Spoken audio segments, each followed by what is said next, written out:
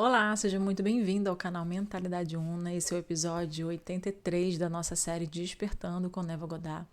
Na parte 7 já do livro, finalzinho, Tempo de Semear e Colher. E o episódio de hoje é o capítulo 3, O Dom da Fé.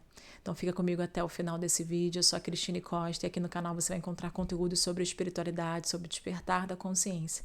Todo conhecimento que eu acesso aqui no meu processo pessoal de despertar espiritual, que eu sinto de compartilhar com vocês para que vocês possam aí também consumir e se abastecer desse conhecimento, de conhecimentos incríveis, para que o seu sistema de pensamento tenha aí recursos suficientes para te ajudar a desbravar esse caminho de acordar, de despertar para a sua verdadeira natureza, para a sua verdadeira mente, que é a sua mente unificada, a sua mente conectada com a sua centelha divina. Então fica aqui comigo até o final, vamos ler o que esse capítulo, o Dom da Fé, tem pra gente, tem de expansão, tem de consciência pra gente adquirir aí mais um pouquinho através desse estudo incrível. Então pega a sua água, pega o seu café e vamos mergulhar aqui no capítulo 3 da parte 7, o Dom da Fé. E o Senhor aceitou com alegria a Abel e suas ofertas. Todavia, não se agradou de Caim e de suas oferendas. Gênesis 4, versículos 4 e 5. Se buscarmos nas Escrituras, poderemos nos tornar conscientes de um significado muito maior e mais profundo na citação acima do que aquilo que nos daria uma leitura literal. O Senhor não é diferente de sua própria consciência. Assim dirás aos filhos de Israel: Eu sou, me enviou a vós. Êxodo 3, versículo 14. Eu sou é a autodefinição de Deus. Caim e Abel, como os netos do Senhor, podem ser apenas personificações de duas funções distintas da sua própria consciência. O autor do livro de Gênesis, na realidade, está buscando nos mostrar dois estados opostos da alma humana, e ele usou dois irmãos para representar esses estados.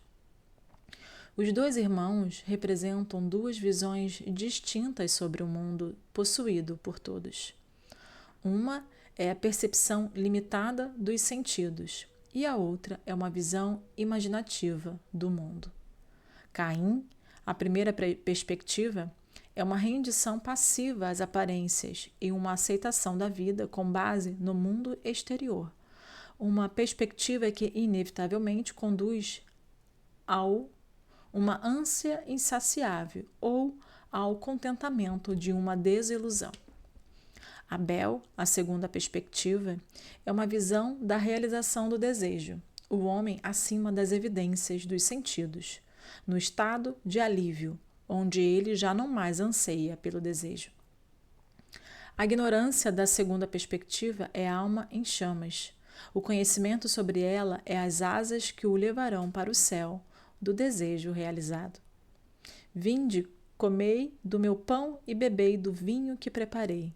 Abandonai a insensatez e vivei. Andai pelo caminho do arrependimento. Provérbios 9, versículos 5 e 6. Na Epístola aos Hebreus, o autor nos diz que a oferta de Abel foi a fé. Pela fé, Abel ofereceu a Deus um sacrifício melhor que o de Caim. Hebreus 11, versículo 4. O autor afirma: em verdade, sem fé é impossível agradar a Deus. Hebreus 11, versículo 6. Ora, a fé é a substância das coisas que se esperam, a prova das coisas que não se veem. É pela fé que entendemos que os mundos foram criados pela palavra de Deus, de modo que o visível não foi feito daquilo que se vê. Hebreus 11, versículos 1 e 3.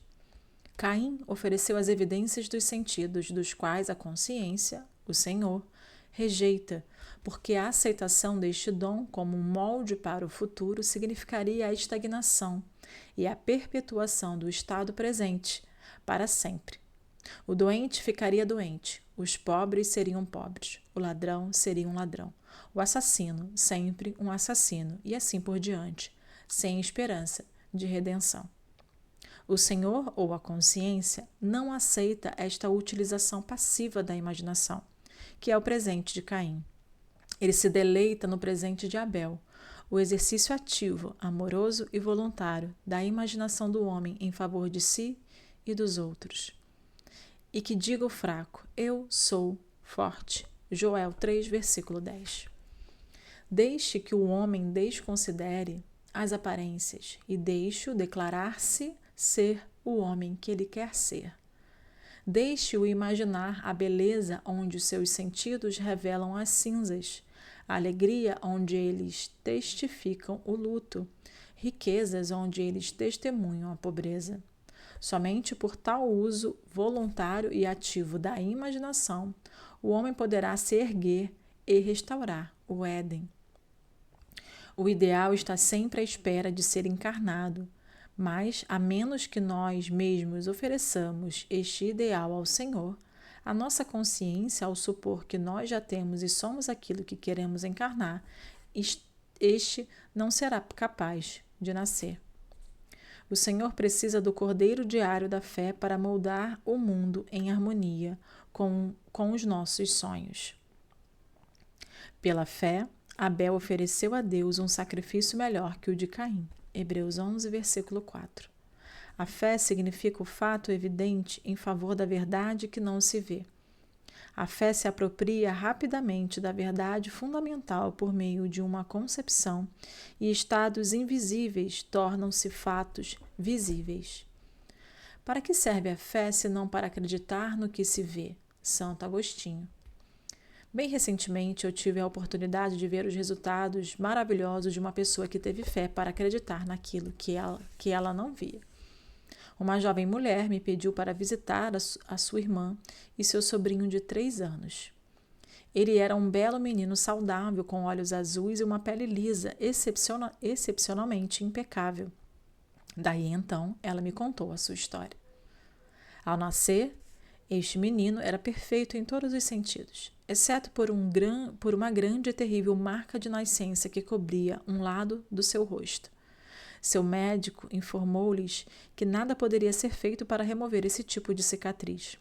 Visita a vários especialistas apenas confirmaram seu laudo. Ouvindo o veredito, a tia se empenhou na tarefa de provar sua fé, que uma concepção, mesmo que negada pelas evidências dos sentidos, se for persistida, se transmutará em um fato. Toda vez que ela pensava no bebê, o que era frequente, ela via na sua imaginação um bebê de 8 meses de idade com um rosto perfeito, sem qualquer traço de uma cicatriz. Não era fácil, mas ela sabia que, neste caso, o presente de Abel agradaria a Deus. Ela persistiu em sua fé. Ela acreditava no que não estava lá para ser visto. O resultado foi que ela visitou a irmã no dia que a criança completou 8 meses e descobriu que ela estava com uma pele perfeita, sem mácula, sem os vestígios de qualquer marca de nascença havia sido presente. Sorte? Coincidência? Exclama Caim. Não. Abel sabe que estes são nomes dados por aqueles que não têm fé, as obras da fé. Caminhamos pela fé, não pela visão. 2 Coríntios 5, versículo 7. Quando a razão e os fatos da vida se opõem à ideia que você deseja realizar, e você aceitar as evidências dos seus sentidos e os ditames da razão como verdade, você apresenta ao Senhor, a sua consciência, a oferta de Caim, e é óbvio que a tal oferta não irá agradá-lo. A vida na Terra é um campo de treinamento para a construção de sua imagem. Se você usar apenas os moldes ditados pelos seus sentidos, não haverá nenhuma mudança em sua vida. Você está aqui para viver uma vida mais abundante, então você deve usar os moldes invisíveis da imaginação e alcançar resultados e realizações, o teste crucial do seu poder de criador. Somente quando você assumir o sentido do desejo realizado e permanecer nele, você estará oferecendo o presente que agrada. Quando o presente de Abel for minha veste, então eu realizarei o meu desejo. O profeta Malaquias criticou os homens por roubarem a Deus. E eles replicaram: como é que roubamos a Deus? nos dízimos e nas ofertas. Malaquias 3, versículo 8. Fatos baseados na razão e nas evidências dos sentidos que se opõem à ideia em busca de expressão lhe roubam a crença na realidade do estado invisível. Mas a fé é a prova das coisas que não se veem, e através dela, Deus chama as coisas que não são como se já fossem. Romanos 4, versículo 17. Chamar as coisas que não são vistas como se já fossem é assumir o sentimento do seu desejo realizado. Trazei, portanto, todos os dízimos ao depósito do templo, a fim de que haja alimento em minha casa.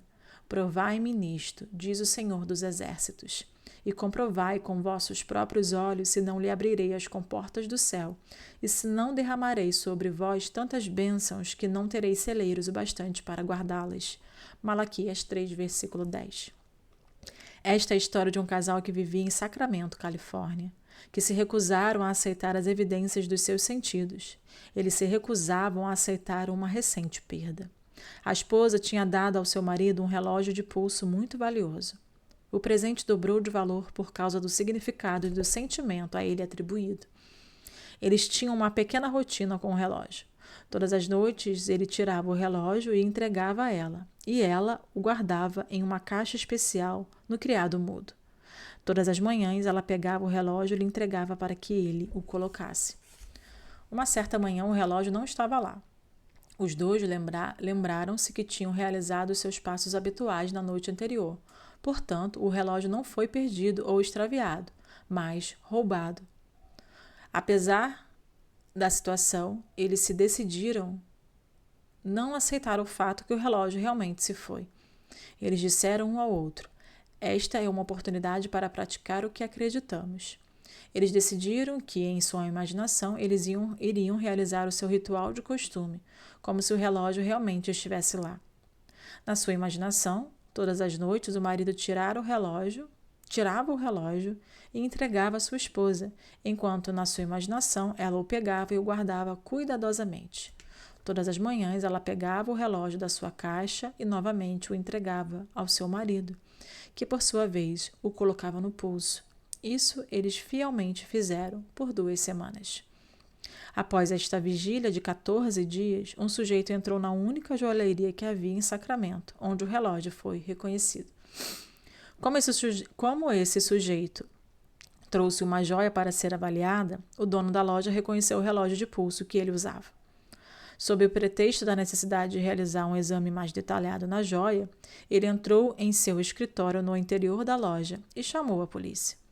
Depois que a polícia prendeu o homem, encontraram no apartamento dele mais $10.000 em joias roubadas. Ao caminhar pela fé, não pela visão, este casal alcançou o seu desejo, o relógio, e também ajudou a muitos outros a recuperarem aquilo que parecia estar perdido para sempre. Se alguém avança confiantemente na direção de seu sonho e empenha-se em viver a vida que imaginou, esse alguém irá se confrontar com um sucesso inesperado nos dias que virão.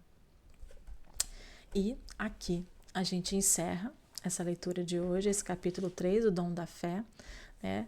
Fortalecendo um pouco mais que o autor em outros episódios, em outros capítulos, ele traz a importância da fé, do acreditar, sem mesmo ver ou sentir, mesmo que os nossos sentidos físicos, que a nossa realidade atual não apresente evidências de fato, mas a gente acreditar, ter essa fé inabalável com relação ao que desejamos experimentar. Então, muito obrigada a você que esteve aqui até o final desse vídeo. Não deixa de curtir, comentar e compartilhar, pois ajuda muito o canal a crescer e a chegar a mais pessoas.